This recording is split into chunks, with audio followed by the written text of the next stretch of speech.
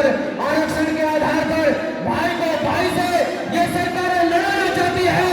आज मेरे ही समाज के कुछ लोग उस बिल के समर्थन में है, तो मेरे ही समाज का एक बड़ा हिस्सा उस बिल के विरोध में है।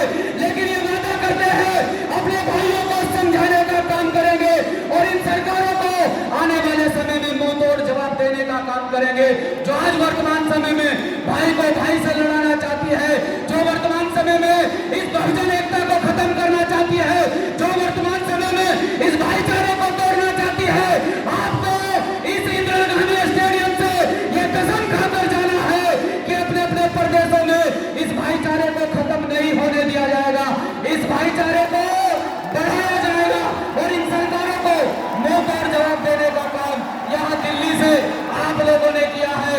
अगर साथियों इसी ताकत के साथ में आदरणीय डॉक्टर चंद्रशेखर आजाद जी के साथ आप लोग मजबूती से खड़े रहे तो 2027 में आप कब्जा उत्तर प्रदेश पर करोगे, लेकिन आने वाले लोकसभा चुनाव में आप कब्जा इस देश पर करोगे।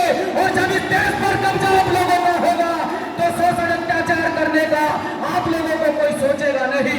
लगातार इस समाज पर अत्याचार जुल्म जाति बढ़ती है, लगातार इस समाज की बहन बेटियों को टारगेट किया जाता है।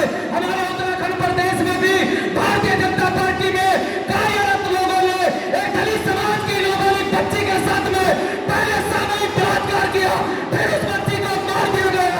आज भी भारतीय जनता पार्टी के लोग, ये सरकारें जो चाहती है आपको बांटना, इसी सरकारों के कार्यकर्ता और सरकारों के नुमाइंदे अपने बलात्कारी कार्यकर्ताओं को बचाने में लगे हैं। मैंने ये बात आपको इसलिए बताई कि आपके अपने अपने प्रदेशों में बहुत सारे मुद्दे हो सकते हैं, बहुत सारे मामले हो सकते हैं जिन पर भीम आर्मी के लोग खुलकर मैदान में आते हैं। आज विपक्ष की भूमिका में अगर कोई नेता खड़ा है तो उस नेता का नाम चंद्रशेखर आजाद है, कोई पार्टी खड़ी है तो उस पार्टी का नाम आजाद समाज पार्टी है, कोई संगठन खड़ा है उस संगठन का नाम भीम आर्मी है। तो साथियों इस भूमिका को ऐसे ही बरकरार निभाना है और विपक्ष की भूमिका निभाते हुए इस सरकार को मुंह तोड़ जवाब देना है। अभी तो मात्र नगीना लोकसभा क्षेत्र के लोग यहाँ पर बैठे हैं। मैं सलाम करता हूँ ऐसे लोगों को जिन्होंने क्रांतिकारी साथी के विचारों को पहचाना, उसके संघर्ष को, उसके त्याग को पहचाना और उसके त्याग और संघर्ष को पहचान कर इस देश की सदन में एक ऐसे साथी को भेजने का काम किया जो प्रत्येक गरीब मजलूम किसान के ऊपर हो रहे जुल्म जाति अत्याचार के खिलाफ खुलकर बोलता है। आज के समय में आपकी बात को उठाने वाला कोई नहीं है। जिन्हें आपने चुनकर भेजा उनका रवैया आपने देख लिया कि वो आपकी बात करने वाले नहीं है। एकमात्र नेता सदन के अंदर ऐसा है जो खुलकर आपके लिए बोल रहा है।